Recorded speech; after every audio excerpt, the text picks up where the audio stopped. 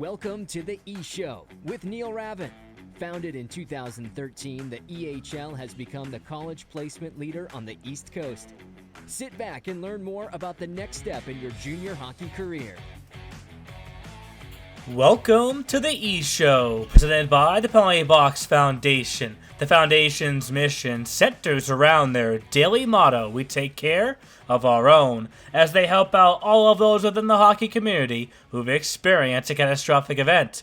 Learn more at penaltyboxfoundation.org. What's up? My name is Neil Ravin, and this is episode number 162 of the E-Show. On this week's episode, we begin our off-season Coach's Corner with Rich DeCaprio from the Boston Junior Rangers. Coming off of the franchise's second EHL Championship, DeCaprio is quickly preparing for the 11th season in program history for the Rangers.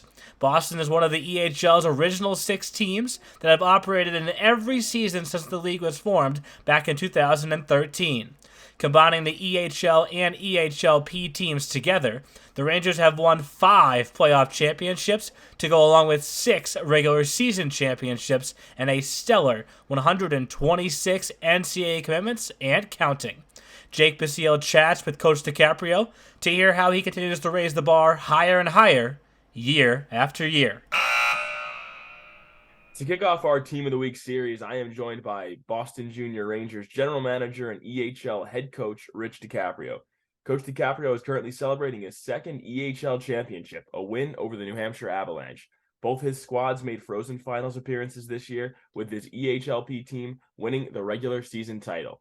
Congrats on all the success, Coach, and thank you for joining us. Yeah, thanks a lot. It's good to be back on here. Especially good as a champion, I'm sure. So, winning it for a second time, does it feel any different? And what are some comparisons to the team that won it a couple of years back? No, it feels great. Obviously, but anytime you win, it's a great feeling. The biggest difference I would say this year was, 2 years ago when we won it in overtime, so it was a little bit more stressful, I would say. When the next goal wins, you're kind of caught up in the moment, and all of a sudden you score the overtime goal, and it's pandemonium. And this time was a little different. I was able to, count down on the clock, and I actually got my phone out, and I was able to film our guys leaving the bench and just kind of take it in a little bit more and enjoy it. So that's the biggest difference is getting it done in regulation versus overtime, really. And I know you said in your presser with Associate Commissioner Neal that this team had to work for it a little bit more than your previous team. So how did that kind of play out on the ice? I just think that it was a little bit more, we didn't have the start, right? We had a slower start. We were kind of questioning who we were at times during the year. But the guys battled all year. I mean, it was interesting just because the year we won it in Philly, everyone was like, "Oh, the Rangers, they're the team to beat." And we had a couple of really nice pieces with Andy Moore and Jake Chance, and some guys that were obviously going to be playing at really high levels. And this year we didn't have any of those guys, but we didn't need them. I love the group. I never doubted it for a second that we couldn't win the whole thing, just by working hard and paying attention to details and being positive with each other every day at the rink and just having fun. Never putting too much pressure on ourselves. Just go out and play. Yeah, I'm glad you brought up the slow start, because this team did have some bumps throughout the year, including that 4-game skid to start, and even later in the season and in the new year having a 6-game skid. So, what was the key for you and your team in moving past those? Because every time you guys responded with a pretty sizable win streak. Yeah, I mean, we just really never panicked. We talked about it, when we were in the start of the year in that 4-game slump. We had yet to have David Felak with us, and then once we got that kind of solidified in net, we turned the corner, and we, our goal was, hey, let's get to 500. Okay. All right, now let's get above 500. Now let's see if we can't put together a 7 or 8 game winning streak. But whenever we hit those losing streaks, I never felt like we played poorly. Mhm. We didn't have some puck luck. And I know I told the guys all year that, to win a championship, you have to be good, but you also have to have luck. And, anybody can win a hockey game. It's winning the wars and the battles. And we were able to just kind of stay positive, even in that 6-game losing streak. We never, we didn't bag skate guys in practice. We never really, they yell at them. We just stuck with it and had our normal practices and just said, hey, we just got to keep working. The luck will change, the tide will change, and when it does, we're good. But yeah, we just never hit the panic button. We just showed up every day to work. And you mentioned that you guys weren't necessarily viewed as the top team, the team to beat this year. So there were some doubters. So was that motivation for you guys? And just to go into what you said about keeping morale, how did the team leaders step up as well? A little bit. I mean, we're always in the locker room together as a group, and we just talk. We talk about the league and what teams are doing what and where we're viewed, but we never, we laughed it off. We didn't care. We liked where we were. We liked the spot where we were in the power rankings, and sometimes we win it, sometimes we're not. And, that stuff's all fun for social media and attention, but we knew that the end of the year was the main goal. It didn't matter where you were in the regular season. Winning a divisional championship didn't really matter. We talked about that a lot. It was just, we're going to have to play these teams no matter what, and you got to win. So, we were ready. We embraced the hate, I guess you could say. I'm a realist. I've been around the league for a long time, and I get it. Guys don't like us, and that's okay. But it's our group is tight. We never, whatever team we have, every year we're a tight group and believe in each other. So moving on to the playoffs, except for maybe one game, you guys were probably the best defensive team of any postseason group. And we'll talk about Felak in a little bit, but your defense, the way they just ate shots in the postseason was remarkable. So what was your perspective on how your defenders kind of shut down some of the league's best forwards?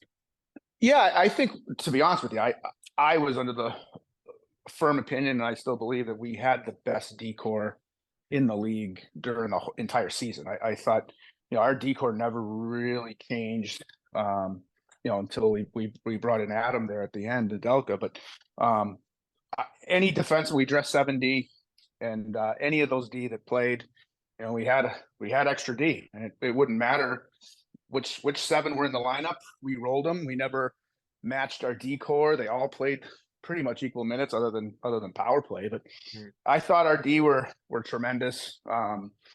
They know how to get into shooting lanes. They're strong in the corners. They know how to release pressure and attacking pucks and just being in shooting lanes and eating pucks and moving the puck up. But I loved our D-corps, and I think that was our, other than the goaltending, I thought that our D-corps was our strongest asset.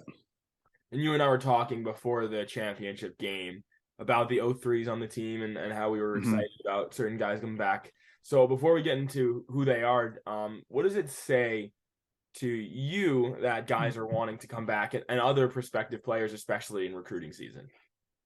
Well, I think just out of, it means the players enjoy their time here. And anytime you're winning, it's enjoyable. But I think that, every year we've got a good core of returning players, and and they pass the word on to anybody new that we might be recruiting, and obviously retaining some of the guys from our premier team and keeping a strong culture. And it's rinse, wash, and repeat every year. It's the guys that are here, they embrace it, and if they don't get their college commit on their non-age out year, they know that they're going to get it when they come back. And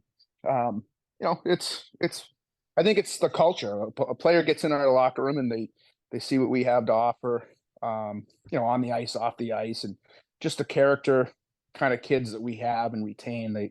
They love it, and it's gravitating. And there was probably no more, meaningful story throughout the postseason than Caleb Miller, a guy who is coming back next year. So can you take us into bringing him back into the fold at Providence and the way your squad rallied around him? Yeah, I mean, with Caleb, we got the news, that something might be off. His mother was sick, and I think there was maybe three or four games left in the regular season, and he wanted to go home or asked if he could go home to be with her while she was in the hospital. And I said, obviously, yeah, you have to go. And so we went, and then he came back. And then, he was back for another 1 or 2 games. I don't remember. And then he called me again and said, "Hey, Coach, I got to go back. Things took a turn for the worse again." And then it's when we found out that, that she had passed away. And, Caleb went home. And to be honest with you, I didn't expect him to come back. Nobody did. Everyone thought that, hey, we'll see you next year and go be with your family and take the time. And, we sent them text messages. The team sent the family some flowers. And, we were just always kind of checking in with them. And then after we had beat Walpole, he called me up and asked if he could come to Providence. And I said, yeah, we'd love to have you. I mean, it's good to get back with your friends and your team. And, I told him I didn't think he was going to play, or I said I didn't expect him to play, and he didn't expect to get in the lineup. Mm-hmm. But he did say, before we hung up, he said, "Just so you know, I have skated a couple times since I've been home. So if you need me, I'll be ready." I'm like, okay. And obviously Beal gets hurt in the first half of the first period in game 1 against Worcester. And I have to make a lineup decision for game 2 because Beal couldn't go. I'm like, all right, well, let's put Kay in. And obviously the rest kind of wrote itself. Scores the game-winning goal in that game, 1-0, and had another 5 points in 3 games and helped us win a championship. And it was great. I mean, when he wasn't here, we brought his jersey with us, that throughout the playoffs and the last regular season game, we had his jersey hanging in whatever locker room we were in, whether it was home or on the road. And just, it was great to see him back and the team really rally around him. And Caleb was just phenomenal. Those are the things that you see on ESPN, the stories. And it's just, it was great for him to be able to do that for his mom and his family. Yeah, I think we all kind of felt lucky that we were able to witness that and him coming back, and especially a guy who didn't, put up a tremendous amount of points in the regular season to really come in and lead you guys in the stretch run. So you did mention Brett Beal in that commentary. So, top scorer, end of the season on a heater, and now he's coming back. So how did he grow into someone that you want to put a C on next year? Well, he was a kid that coming out of the USPHL Premier, he had a good year down in Florida. And then when we got him, I mean, you could see his talent. He's super talented. He's a big body. And, I think the first half of the year, he didn't, not that I don't want to say he never took it serious, because he's very serious. He does take it serious. He prepares. But I think it was the off-ice stuff that he started to take a little bit more attention to in terms of fitness and understanding that he's got to get himself into a little bit better shape physically. And he just grew into it. It was interesting watching him mature in the locker room and pregame and how he prepared, and he just really took it serious. And you can see the team and the players kind of, silently seeing that, which, you feed off of somebody else's intensity, quiet intensity. And that's what gets that locker room kind of tight when you see a kid who's leading your team in scoring, taking every preparation serious in the locker room, and not getting distracted, so yeah, he'll be a great leader for us next year, and I expect him to really put up some good numbers and hopefully get us back to where we were this year, but most importantly have a really good college commitment.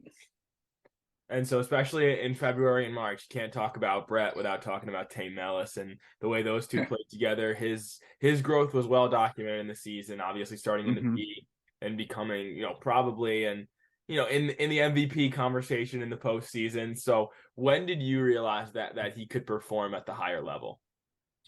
Well, when he came in for Premier, he was a little frustrated after training camp that he thought he had proven, during the pregame scrimmages and all the stuff, that he should belong on the EHL team. And, I said, look, we brought you in for Premier, so that's where you're going to start.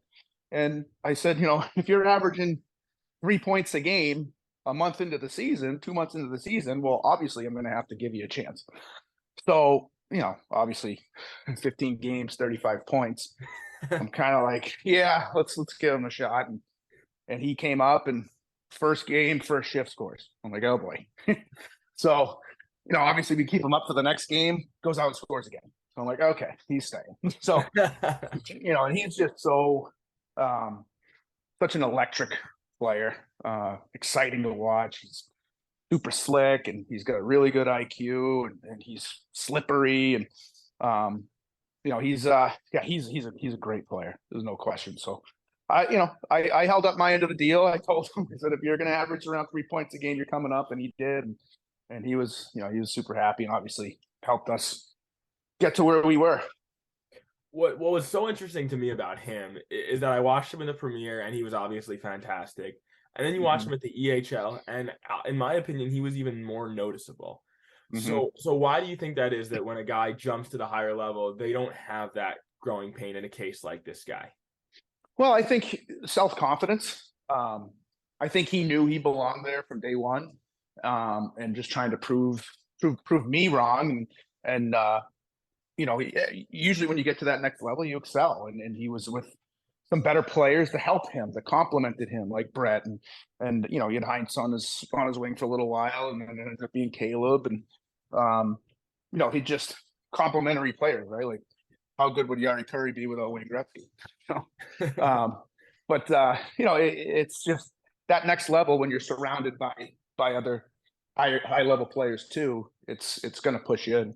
But again, I think it was more self-confidence for him. Like, he's a super confident kid, and he just wants to keep getting better, and he was awesome. So hopefully, still waiting in the wings on him. He's got a couple things brewing, but I'm hoping that he's back as well. Yeah. So something you mentioned in last year's interview at this time of year was bringing in players. Something that you focus on while recruiting or while bringing up guys from the P is that we're bringing in players that are comparable to other players that are departing. And obviously there are some multi-year Rangers that are leaving. So who are some guys that fit the bill at both levels this year in terms of guys that are leaving and guys that might slip in? Well, I mean, the guys leaving, obviously like Willie Halecki, who was one of our better guys for the last 2 seasons. You got your returning core, right? So you get the Beals and you got the Calebs and a couple other guys up front from that EHL team that will obviously continue to hold those roles. But a couple of guys on the premier team that I think that could move up, and like Jack Lehman's going to come up, and a couple other guys. You got Zach Pappas on the blue line who obviously loses Victor Malzahn, and a couple other guys, but like Pappas will be phenomenal for us this year. He could have been with us all year, and he stuck with it, and he'll be a warrior for us in the EHL. I think he'll be one of the better D in the league next year, and a couple other 03s that are returning, hopefully on the blue line too, that will help us. But it's just going out to recruit. They gotta go out to Denver, a couple other showcases. I got some good scouts throughout the country that know what we look for and help send players to us that they think are similar to what we had, and I trust those guys, and so that's kind of how we do it. And Chris Merriman was a guy that you mentioned last year as part of this whole conversation about guys moving up, and you pretty much predicted what he would do to a T. So what was your prediction? What was your perspective rather on his transition this year? Was it as smooth as you envisioned? Yeah, I mean, obviously he just grew as the season went along. He just kept getting better and better. I mean, his skating is so strong, and he's a tremendous kid. He's on a visit today at a school, and it's a really good school, and we'll see what happens. But if he doesn't get the commitment for this fall, you'll see him on our blue line again next year. He's an all-star, but he's just a super smart kid, smart player, great skater, and just an awesome competitor and super, super nice kid. So it's didn't surprise me that he was going to be able to to do it at this level, and he's got a high ceiling. I mean, he'll be better next year. Yeah. And so one recurring theme for your team is goaltending, and there was a very strong case for Filak being the best goalie in the league this entire season, and so he battled injury throughout all the year. That was well documented. So how much of it is that a testament to what he accomplished, but still a reflection on the work ethic of your group? Yeah, I mean, he's a phenomenal goalie. There's no question. I mean, and obviously, I always have my guys' backs, and I think he was the best goalie in the league. And not to take it away from any other of the goalies, because there's a lot of real good goalies in the EHL every year. But David was, just numbers wise, and obviously the end result is a reason. But I mean, he, with his hips, he had some issues going on there. He's going to have some surgery in the off season, and we knew that when we brought him in. So he would always come to me during the weeks and say, "Hey, coach, is it okay if I take today off, or take Monday, Tuesday off? We'll skate Wednesday, light skate Wednesday, good pregame Thursday, play Friday." But yeah, whatever you got to do, stopping the puck. So I'm not, if you weren't stopping the puck, I'd be like, well, maybe you should get another practice in. But I was fine if he took the entire week off. So, but he, down the stretch, it was in the back of my mind going into the playoffs, and that's what we kind of talked about in February. Was like, hey, these playoffs are gonna be a grind, and if we go deep, you're going. Like, we need you to go, and there's gonna be back-to-backs, and couldn't predict the double overtime game with Walpole, and it's he, once the playoffs came, I think he just kind of forgot about his injury and just wanted to battle and compete for a championship. And I mean, he was spectacular in all the series throughout the playoffs, and it just shows how mentally tough he is, and to be able to fight through all that and come out on top. I'm sure he's sore still right now that the adrenaline's gone off. It's been about a week, so he's probably laying down and getting ready to get him fixed. But no, he was a great teammate. The guys loved him. He was everybody respected him, and no one gave him any crap for missing a couple practices, just because of, even if he wasn't skating, he was at the rink. He was one of the first guys at the rink. He was watching the practices. He was on the bench. He was around the guys all the time when he was resting. And so no, he's going to be an unbelievable college goalie. And you think that that whole being around while still hurt and nursing some stuff, do you think that kind of rubbed off on the team in terms of taking a page out of his book, and that we got to be tougher and stuff like that? Oh, 100%. Yeah, I mean, those are intangible things that any championship team needs to have, where like I said, well, about Brett, just silently leading and leading by example, and it rubs off on guys, and you start to look at yourself in the mirror if you're complaining about a little bump. Yeah. Like we had a lot of guys hurt in the play.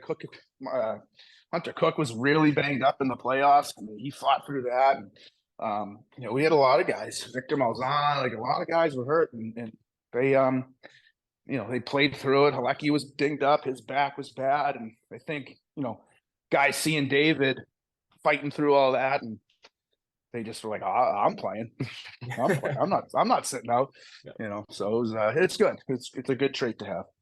So looking back, I think there's a very good case that goaltending was your most important position this year. So obviously year after year, having, a strong backbone in that, do you personally view goaltending as the most important position just overall? Yeah, even at the NHL level. I mean, it's at every level in hockey. It's like baseball. If you don't have pitching, you're not going to win, right? And if you don't have great goaltending, especially in our league, it's going to be hard to win. There's a lot of good players in our league, and a lot of teams. Like I said, our league, to be honest with you, I mean, I think the EHL is probably the best league in the country for goaltending in terms of depth-wise and quality of goalies. Just on one hand, there's 5 goalies in our league that could be considered the best goalie in the league. So it's if you don't have it, it's going to be real hard to win. And we've been fortunate enough to, over the years, have a goalie of the year candidate I mean, I don't even know, going back 5-6 years in a row. We've been fortunate, but it's a big piece. It's why we're at the top usually every year, right there competing for a championship because of goaltending. So going back all those years, one game to win $1 million. Who would you put in net of the big four? Nolan Egbert, Billy Gerard, Nathan Miller, or of course David Filak? Yeah. So, can I pick one each period? No, it's not showcase style. This is the championship game here. No, I know. It's such a hard, it's such an unfair question because they're so. I love all those guys. Can I say Mike Robinson, who played at UNH? He was my goalie. He was my goalie for 2 years. Man, yeah. Can I pick a backup too? Sure, you could do that. Yeah. All right. I would go probably. Oh my God, these guys are gonna kill me if they're listening to this. All right. Nate Miller and Billy, I love you, but I got to go with Philly because we just won it with him. So David Filak, Miller and Filak would be my guys. But I loved Eggie. I mean, Eggie was fantastic, and he got us to Providence that 1 year, and and Billy was obviously having a tremendous career at UNE, and I think he was the best goalie in the country at the Division III level. There's just so many goalies that have come through our program that it's hard to pick one. But since you put me on the spot, it's not my fault, guys. Not my fault. Yeah, blame the crew. So finally, Coach, we know, well documented, you are the coach of the Boston Junior Rangers, but you are also the coach of the East Coast Wizards. How about you give us a little insight on why that is? Well, so I have a daughter who's going to be 9, and she's the Wizards aren't too far from my house, and they have one of the best girls programs in the country. And she's been playing with the Wizards since she was 6 and a half, 7 years old. She's been over there. So I coach her team. She'll be a U10 this coming year. So I have my Wizards jacket, and sometimes I just got to remember which jacket to put on when I get to Tewksbury in the morning, but to go out on the ice. But no, it's she loves it.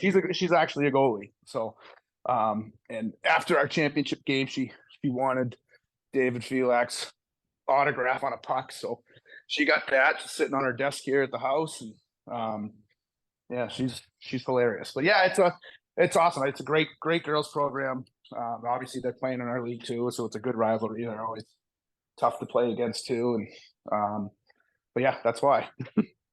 I don't think she was the only one who wanted Filak's autograph that day. So yeah. Thank you, Coach, for joining us. This was great, and best of luck in the recruiting over the summer, and just enjoy the time off as well. Yeah, thanks a lot, and you guys did a great job. You and your brother are awesome this year, and looking forward to it next year. Definitely. Thank you, Coach. All right, thanks. Thanks for listening to The E-Show. Learn more at easternhockeyleague.org and follow us on Facebook, Twitter, Instagram, and YouTube. Also, be sure to subscribe and get notified when next week's podcast is released.